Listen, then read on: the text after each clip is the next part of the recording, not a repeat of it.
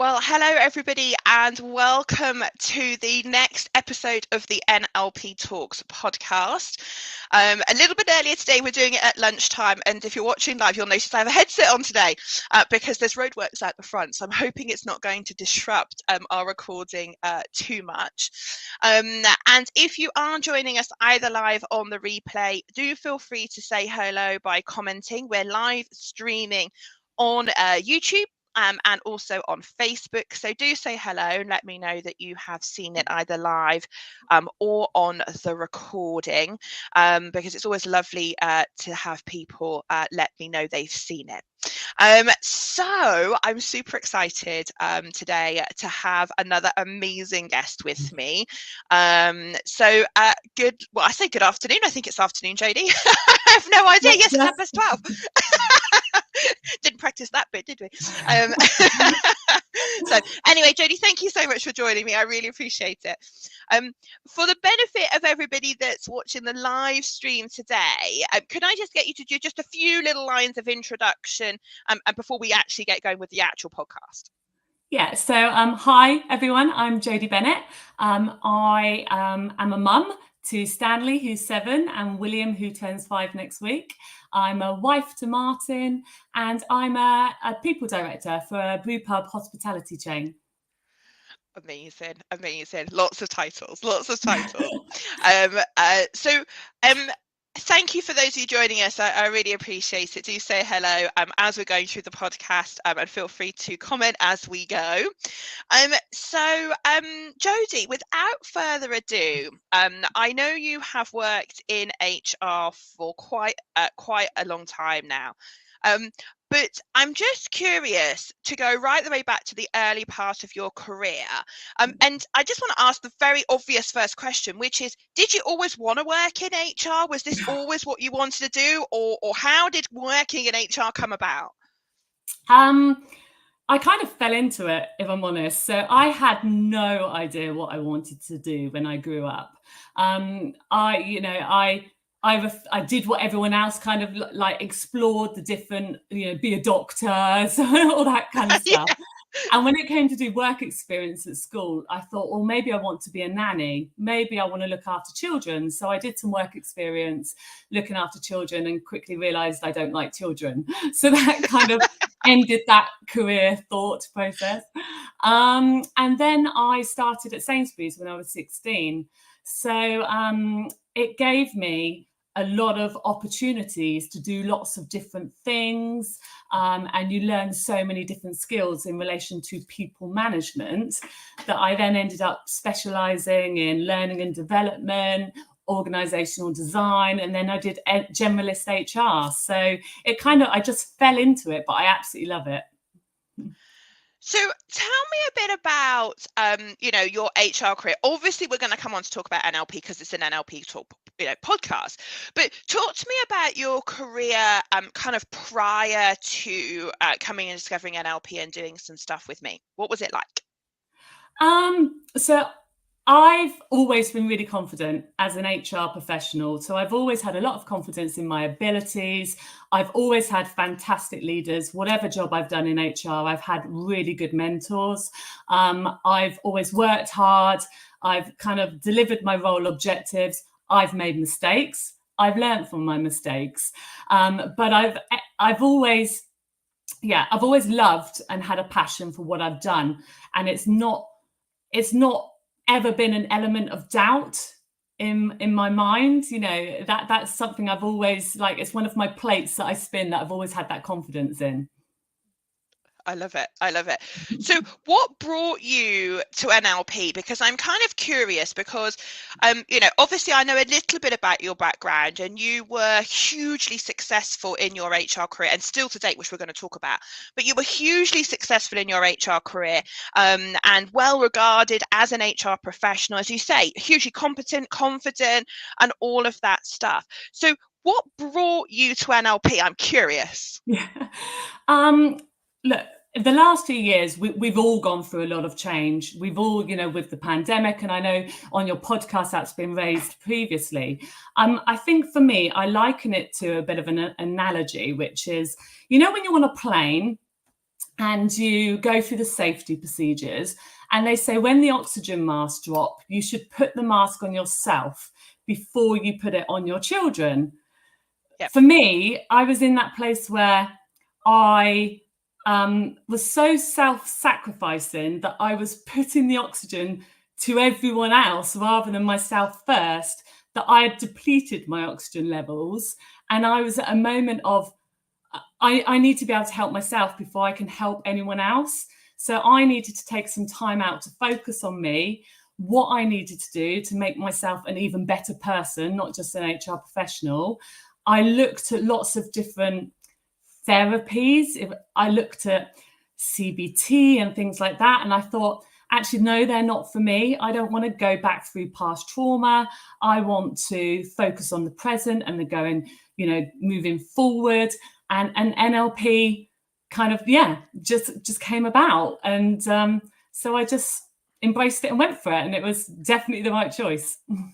Yeah, and I think you've raised a really interesting point there, because I think one of the things, and of course NLP has been used in a therapeutic context, but one of the things I loved, because obviously when I found NLP, I was still in my HR career, and what I loved about it was this focus on success and results, as in find other people that are doing things really well and learn how to replicate them, and learn how to focus on being an even better version of yourself. Because I was, as I say, I was an HR manager in NLP. No, I was certainly not an HR manager at NLP.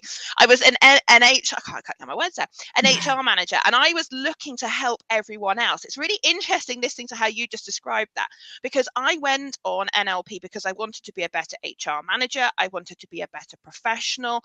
I wanted to be able to better help other people, be a better leader, be a better coach.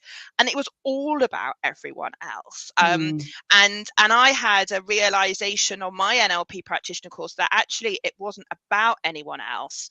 And I'd gone almost for the wrong reason, not because it did help others, but then it was about me.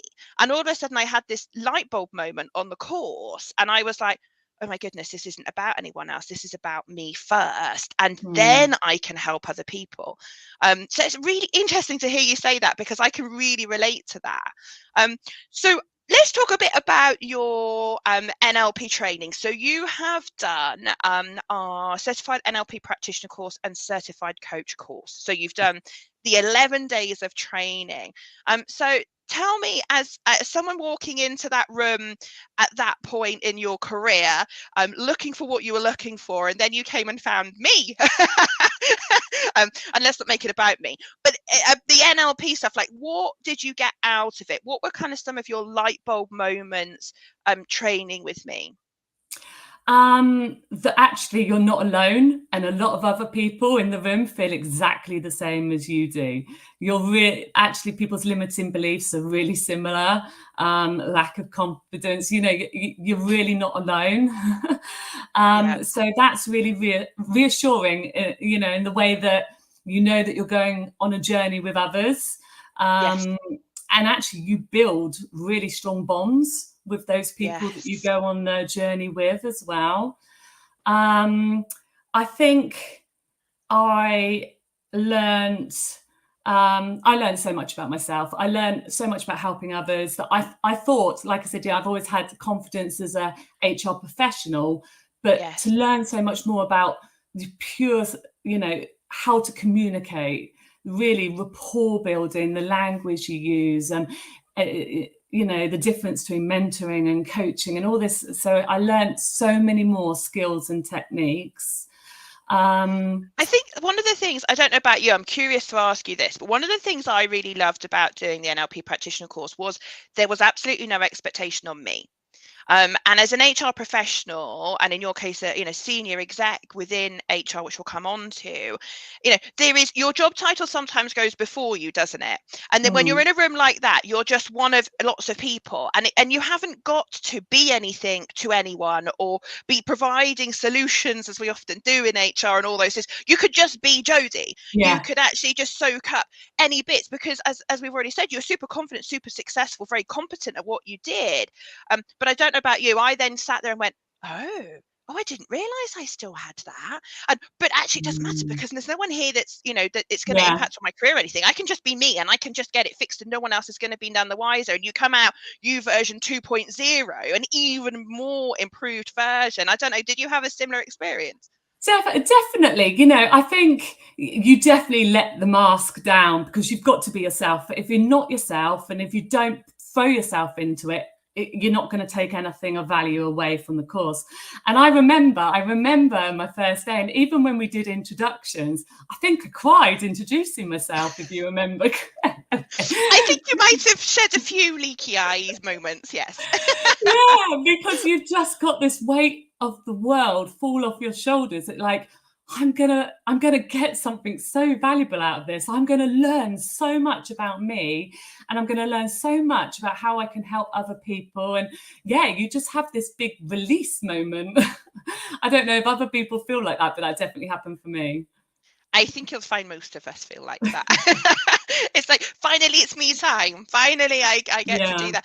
Were there any kind of like light bulb standout moments for you on that course? I'm just wondering. Yeah, absolutely. Yeah, I was heightened emotions all the way through that course. And what I love about you, Laura, is that you don't care. Well, you do care, but you don't drill into the root cause as to why you're so highly emotional, or what's happened to put you in that place, or anything like that. And I remember it was the second to last day of the practitioner, and you went, Jody, can I just kind of talk to you about something? And I remember I was standing aside, and you went, do you think you may fear rejection? And I was like, do you remember, Laura? And I just went, I do, actually. I'd completely forgotten. Yes. Yeah, I just went, oh my God, absolutely. That's my light bulb moment. It was like, that's completely, that was what it is. So, yeah. I love it.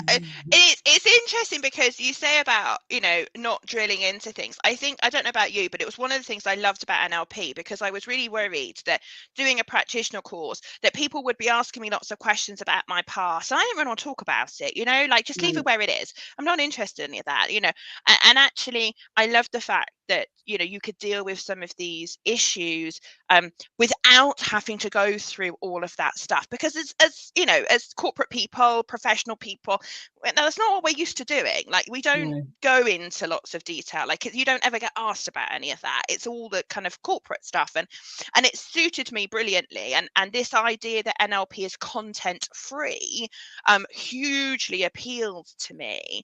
And it's interesting that you've picked up on a similar theme.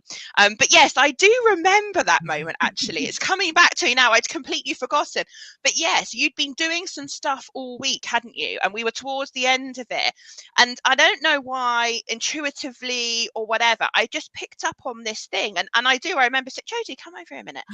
And I asked you. So tell us a bit more then about this fear of being rejected, or fear of being judged. Like, how did that typically play out in your career? And perhaps how is it now we A, discovered it was an issue, and B, dealt with it? Like, give everybody a bit of a feel for how that plays out for you in your career. Yeah, I think so previously, it's that fear of rejection could stem in many different walks of life, but it's that question that we all ask ourselves of, what if someone doesn't like me, or what if someone judges me or has an opinion on me? And I would never do anything that put myself on a platform to bring attention to myself in a wide audience. So prior to NLP, I would never have done this. Yes, I'm confident in my abilities as a professional, but I'd never put myself on a podcast for other HR professionals to judge me, or anyone. But now, having done NLP, an example I could give is I've been in my current role for 11 months now. In that 11 months, with a brand new people team, we have put ourselves forward for 3 HR in Hospitality awards, of which we were finalists in all 3 categories. And we were winners in one of the categories for excellence in promoting careers. I know. Amazing. I would never have put myself or my team on that platform of being judged or rejected, going back to that light bulb moment. But now, yeah, absolutely. Brilliant. Oh no. Have you got the award? For those of you watching us as we're recording this live, I'm sorry those of you listening to the podcast. Oh my God, that's beautiful, beautiful crystal trophy that you've got there. I love it. I love it. I'm really sorry those of you listening to the actual podcast won't have seen that, but just trust me, it's beautiful. It's absolutely beautiful trophy. But I think you're right. I think awards are an interesting thing, aren't they? Because you when you basically put yourself forward for something and you say, here's a project that we have, here is something we've delivered in our business, or here's something that I've personally led, or here's something I have personal investment in, there is there is this fear that actually that it's amazing and what you've delivered, but will someone else see that? And like you say, worst still, someone rejecting you, as in not even shortlisting you. Exactly. And I just think you've hit on a really interesting point, because so many people stop themselves putting themselves forward, and therefore don't get that warm, lovely, fuzzy feeling when someone says, actually, do you know, we think what you've done is amazing, so much so here's an award. Like, people deny themselves the opportunity of having that moment because of the fear of them actually being rejected, or them actually being told no. And so it stops people, doesn't it? It stops It like, does. you can't get the award because you're too fearful that actually someone might say no. Yeah. And I just think you're absolutely right. We actually went one step further. So, when you do awards, you're promoting yourself and your team and what you've delivered. We actually, after getting the award, we actually went one step further and did a mass colleague engagement survey with our business, where our colleagues, our actual teams, told us what it's like to be working, and if we were a great place to work. And since then, we've actually got Best Companies accreditation as well, based on our own team's feedback. So it's kind of a double whammy. And to think what's been achieved in the 11 months, I'm incredibly proud. Oh my God. So quite rightly.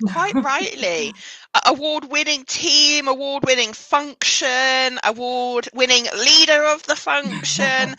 Now, I just want to ask you, while we're kind of on that subject. So you mentioned you've been with your current organization for 11 months.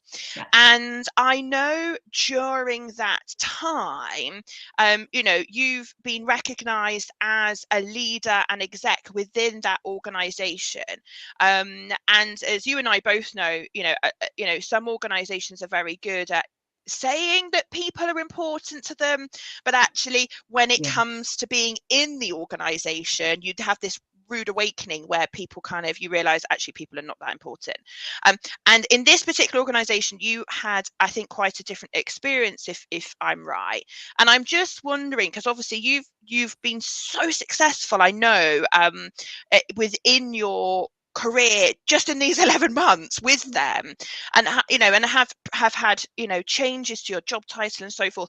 So I know a lot of HR professionals will listen to this podcast episode, so I'm just curious, share with everybody, if you would, that journey and how you have managed to go from being the head of people to the people director, because that's quite a step up in a lot of people's eyes. And how did you do that in such a short period of time? I think a lot of it definitely came from NLP and my impact and influence. In my previous role, I was a head of people, and I started with my current company as a head of people. Something I've noticed, and I don't know if other people can relate to this, but when you look at exec leadership teams, you'll often have a lot of directors, a managing director, an operations director, a finance director. But often when it comes to people, they're head of people or head of HR. And it's exactly that. If you're working for a business that truly values their people and put their people first, why wouldn't the person in the exec team leading that function sit alongside the other directors within the leadership team? And fortunately, I report into a CEO that absolutely sees the value and what I add to the business, and gave me that title to reflect the job that I deliver. So yeah, that's how I got there. Oh, amazing. And I just think it's a testament to obviously your professional skill and your ability to be an amazing HR professional. But as you say, this getting the recognition from a CEO of an organization that actually what you do is strategically important, and actually it deserves to be around the exec table alongside all those other directors. Because I've been on organizations like you say, where the head of people reports to the ops director, for example, or the head of people reports to the finance director, or the head of people reports to the MD, but there's still a head of people, and there's a lot of other heads of function. And it just enables you, doesn't it, to be so much more influential when you can actually be in the exec team and be driving that. It's amazing to hear that NLP has played a role, because I think it's be interesting for people listening to the podcast, because we have so many coaches, and I love all our coaches in our community. They're absolutely amazing.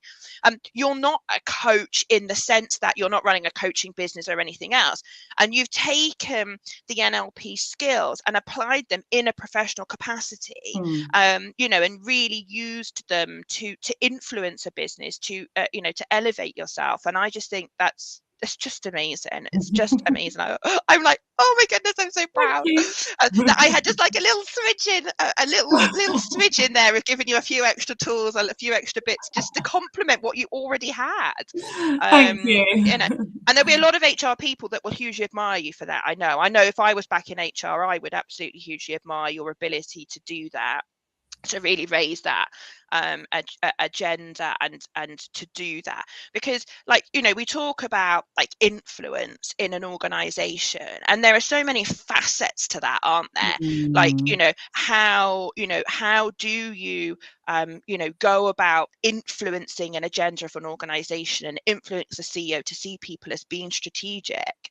And I know you've talked previously about perhaps that shift in yourself around perhaps moving from being maybe more solution focused to being more challenging, and those things. I just wonder, could you share a little bit more about maybe some of the detail about some of the NLP skills and how you saw that play out in your role? Yeah, I think, my role is all about people. So you do have to have the skills of building rapport. I mean, it's an open door. People need to be able to talk to me, and, I need to have active listening skills as well. So, so definitely building that rapport, the collaborative approach to everything I do. I don't work in silo. My team don't work in silo. We work with all areas of the business to achieve that unified goal. So we're all working towards the same thing. And I think as well, one of my values is do what matters most. So I ask the question why a lot more now. I don't try and solutionize, we need to do this and we need to do that, and it will just be about my thoughts. It's about asking our teams, what do we need to do differently, and the why.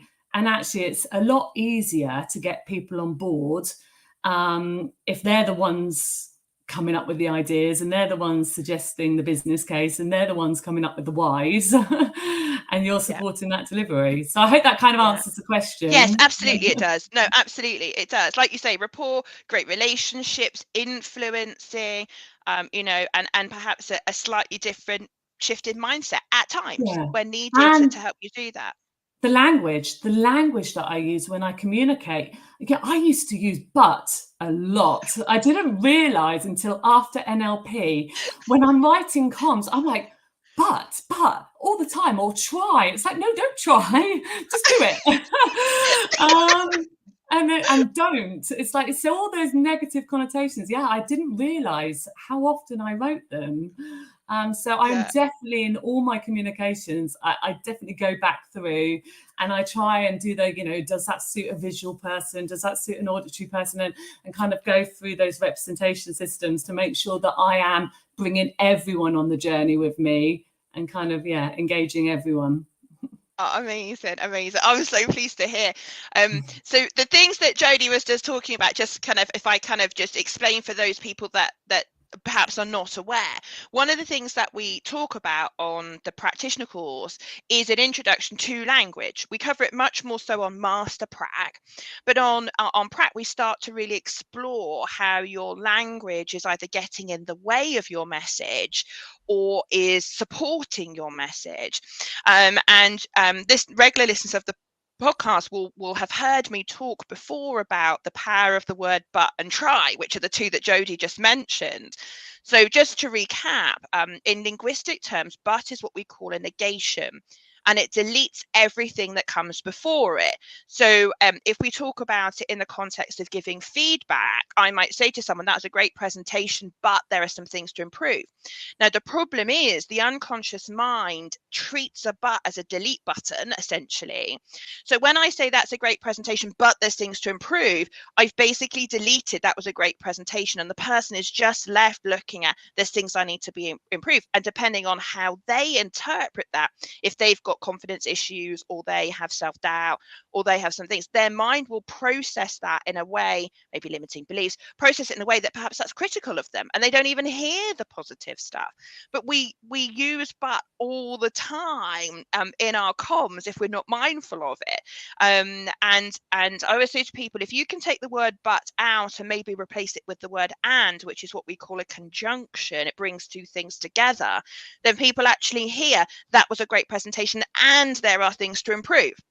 But as Jody was just saying, the first thing is starting to do the awareness piece, which is, oh my goodness, how often did I write it? And Jody, I was exactly the same. There was but everywhere in everything I wrote. I was like, oh my goodness, what am I doing? I'm really causing myself a problem here.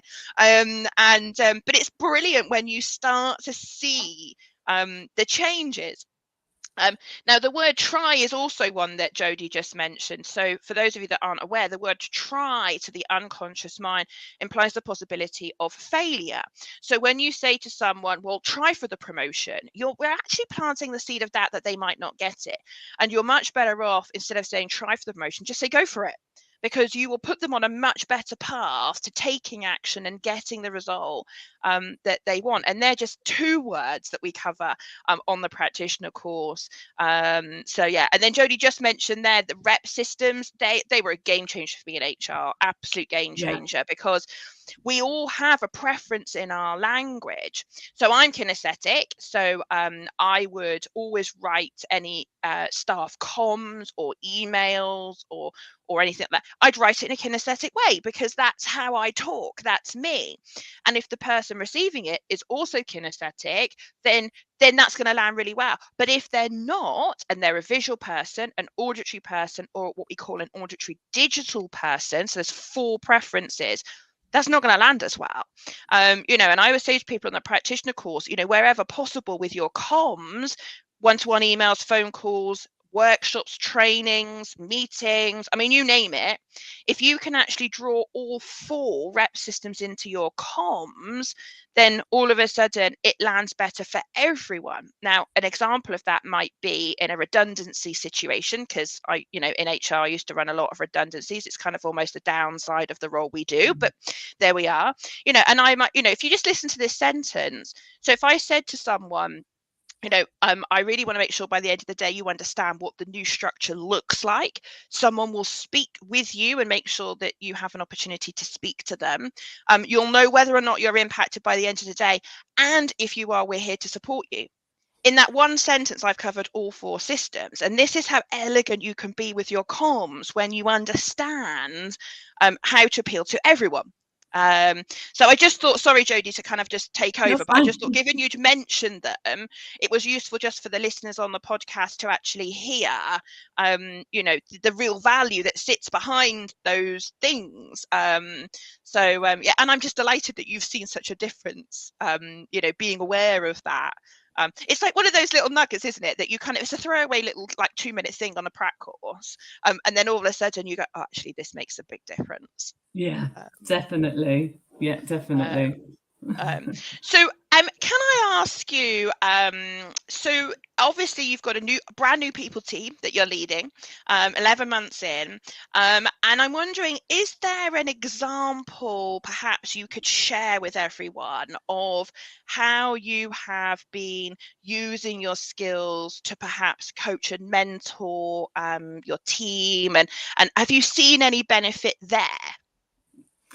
Yes, he's going to be delighted that we're about to talk about him, Laura. And he's probably sniggering now. But yeah. Who is it? So Ethan joined me at the same time. He already worked for the company. He was a manager in one of our brew pubs, and he came across to be brand trainer at the same time as I joined.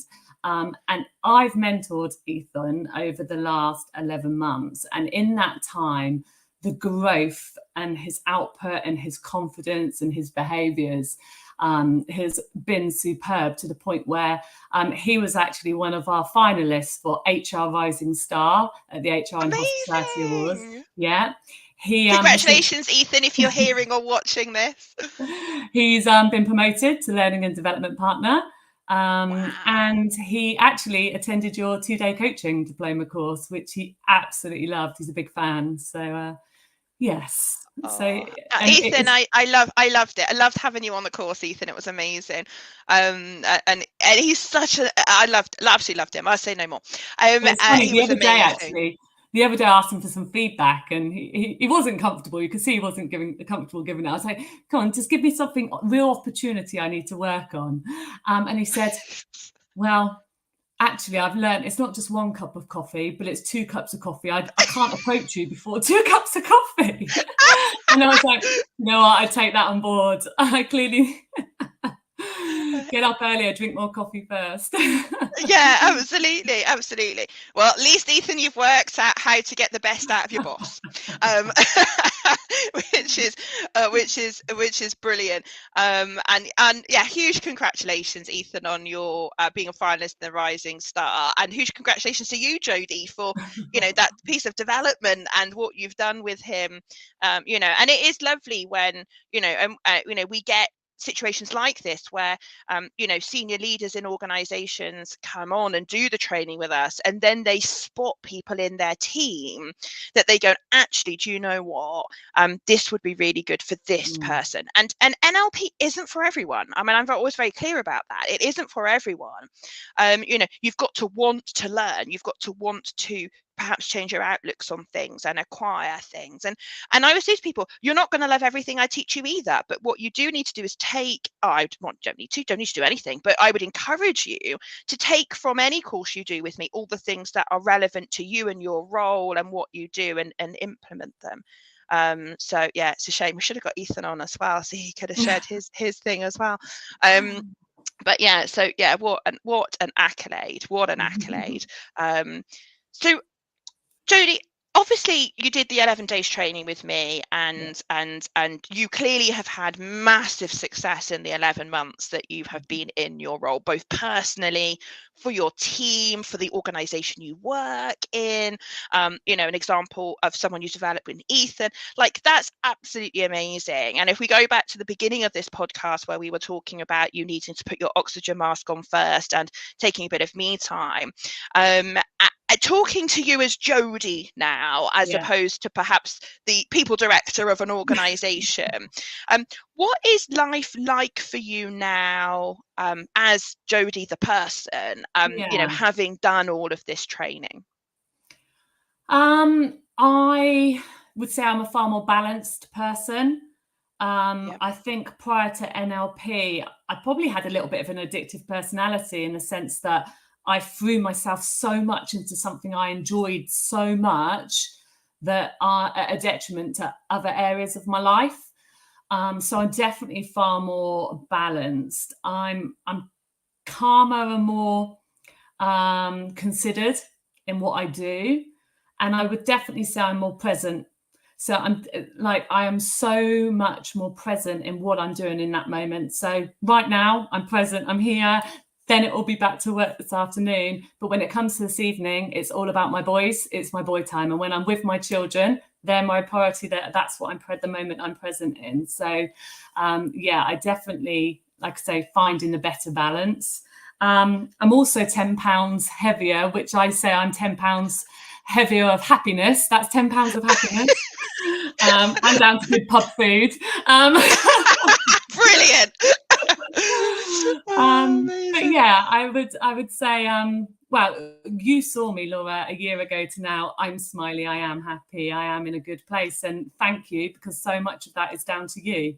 So thank you very much. Thank you so much. Yeah, I mean, it's always, I love getting people on the podcast, as regular listeners will know, because I remember, as you say, I remember what you were like when you arrived on day one of that prac course, and to hear of your successes professionally, and also to hear the benefits to you personally of being more present and more balanced is just amazing. You know, it's interesting because a lot of our students do talk about that. Perhaps present is not the word that they might use, but it's that thing of being able to control that internal chatter, because life is just so busy, isn't it, for all of us?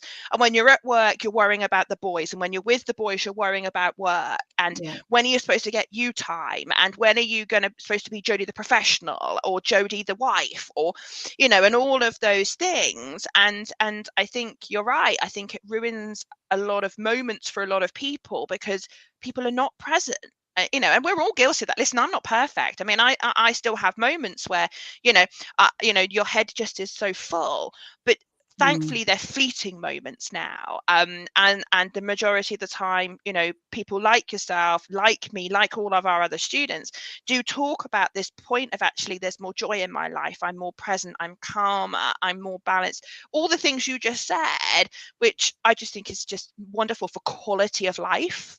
As well as anything else. I remember I mean, this is nothing to do with the work, but I need to ask you. So I remember on your practitioner course, we ran the fast phobia model on a problem which you had to do with wobbly teeth, which will make a few people chuckle, I'm sure.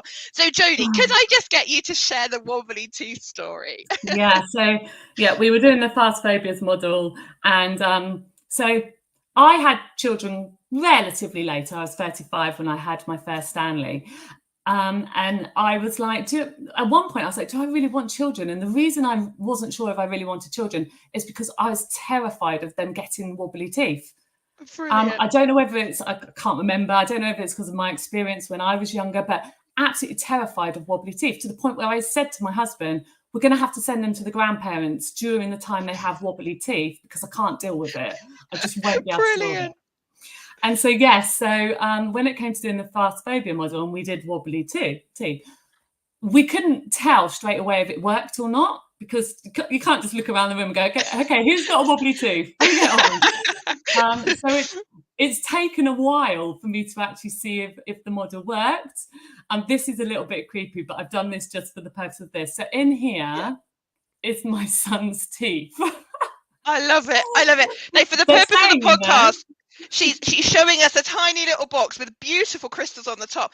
And so Stanley's teeth that have fallen out are in that box, and you have it on your desk. Well, but they're at a distance. And I mean, I don't look at them, and they're not like a shrine or anything. No. But it's just for me to remind me of how well NLP works. And if you put your mind in that right place, and I mean, I don't, you know, Stanley has lots of wobbly teeth at the moment, and I'm not there like grabbing his face saying, show me, but I'm accepting of it. I don't need to give him away now. I love it. I love the fact you're not sending your children away. Love them. But it's true. And sometimes it's those little things that you kind of go, oh my goodness, I've got two boys. At some point, they're going to lose all their teeth. And that could have been something really, really stressful for you. And actually, you know, now you're like, okay, well, it's kind of almost like kind of matter of fact, isn't it? It's just like, okay, well, they've got wobbly tooth and it's going to fall out, and that's okay. And, you know, and I think that's one of the things the fast phobia model is great for. Like, it doesn't take something that someone's really scared of and make them love it. It's like you say, I mean, you're not going, oh, where's the next wobbly teeth? You know, that's not the point. The point is that it takes something that used to cause you that problem and now makes it manageable manageable now makes it okay, it's fine, I can deal with this. And yeah, and I know you don't normally have them on your desk. Just for transparency, she just brought them upstairs to show me because we're doing the podcast. But yeah, but this is just amazing. It's just, yeah, it's the changes in you personally and professionally, like it's just phenomenal. So phenomenal. And thank you so much for coming on the podcast to come and share your stories with everybody, because they're just brilliant. I just love them. Thank you. Now, if it's okay with you, I'd like to ask you a few quick fire questions. Now, Jody's not aware that I'm going to do this because this was not part of the plan. So it's a bit like, oh my goodness, what are you going to say to me, Laura? But I'm going to ask you a few questions, if that's okay, just to kind of start to get towards the end of the podcast. Are you up for that? Go for it. Go for it. The old Jody wouldn't have said that. She'd have gone, oh my goodness, what are you doing? Why didn't you prepare me? Say again. I would have said, why didn't you prepare me? Yeah, exactly. She's like, yeah, whatever. So there will probably be some people, Jody, that listen to this podcast who are maybe considering an HR career, are maybe at the early part of their HR career, or looking to get progression like you have. And I just wanted to pause to ask you for your kind of pearl of wisdom, because if someone's listening to this podcast and they are looking to get into HR, or they're looking to progress their career in HR, doing something similar maybe to yourself, what would your kind of top tips be for them? What kind of things would you suggest? I'd probably say understand your purpose. So HR covers lots of different work streams.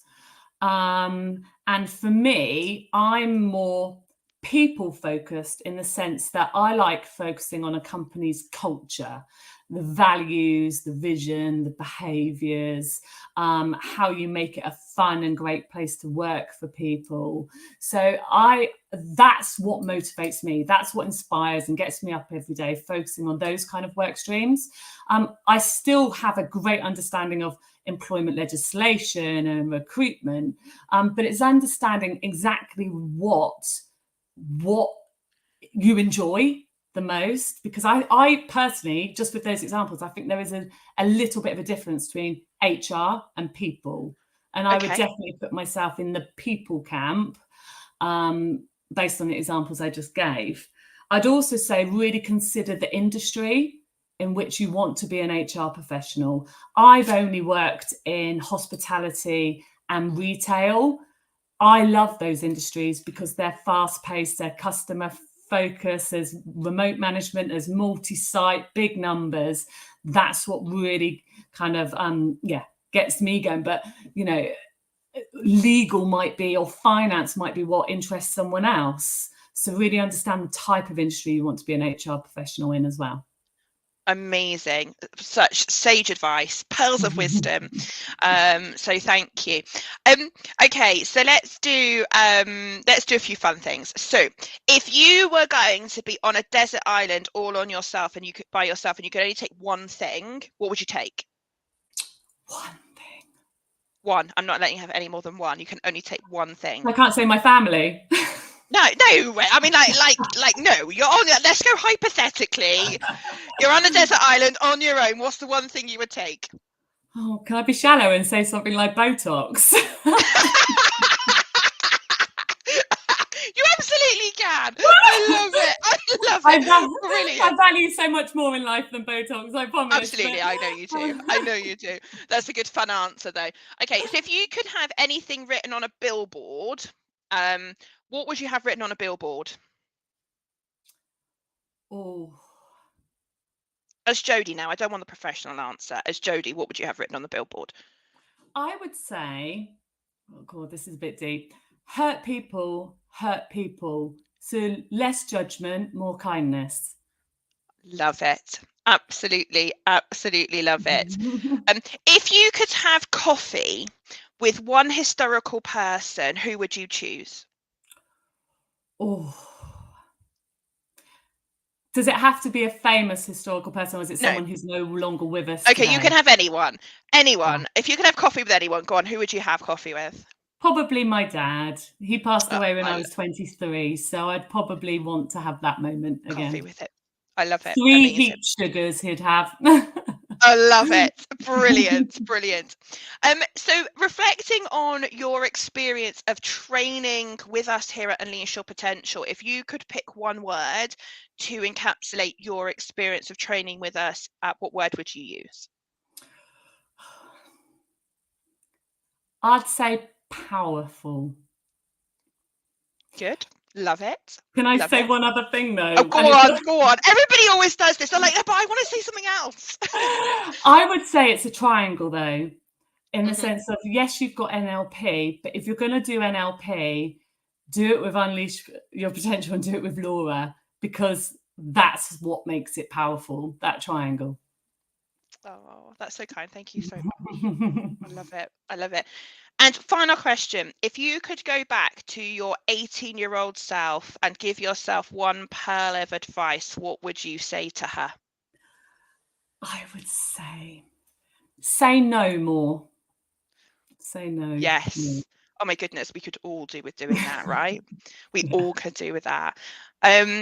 Jody, I can't thank you enough for your time. I know you are super, super busy, and I can't thank you enough for giving me your time. It has been so lovely to be here chatting to you, hearing about your career, and to hear about what it's done for you personally. And I'm so glad our paths crossed, and I had the pleasure of meeting you and having you on the course. And thank you for being such an open book today and sharing all of that with everybody. So huge, huge gratitude to you. So thank you. Thank you so much. I've loved it, absolutely loved it. So I encourage anyone that gets the opportunity to just jump in and do it. It's great. Phil Hanyon was I don't think you know Phil, Jody, but Phil's one of our other students who's just a great podcast ladies. So Phil, thank you I so watched much. Phil's. I actually watched did Phil's. You? Yeah, likewise. Thank you, Phil. Brilliant. Well, just a final few things from me then. So thank you as always to all of the people that tune into our podcast. This podcast would not exist without our amazing community, which of course includes Jody, and of course our amazing listeners. So thank you for continuing to tune in and listen to the podcast. I hugely, hugely appreciate every single one of you that listens to the podcast. If you haven't left us a review on the podcast, I would really love it if you would take a few minutes to do that. Wherever you're listening to this podcast, whether it be on Spotify or Apple Podcasts or any of the other major platforms, I'd really appreciate anybody leaving us a review and letting us know what you think about the podcast. That would mean an awful lot to me. So thank you in advance for doing that. And finally, if you have enjoyed listening to Jody's podcast today and you want to find out more about doing the NLP practitioner course and certified coach course, which is what Jody has done so far, and you want to find out more, then please do head on over to our website www.unleashyourpotential.org.uk, and we would love to welcome you onto either one of our online Zoom courses or of course to come and meet in person in Cardiff. So thank you all. Take care of yourself, and I look forward to seeing you. Well, no, not virtually, but being here. That's probably better. Being here with everybody again on the next episode of the NLP Talks podcast.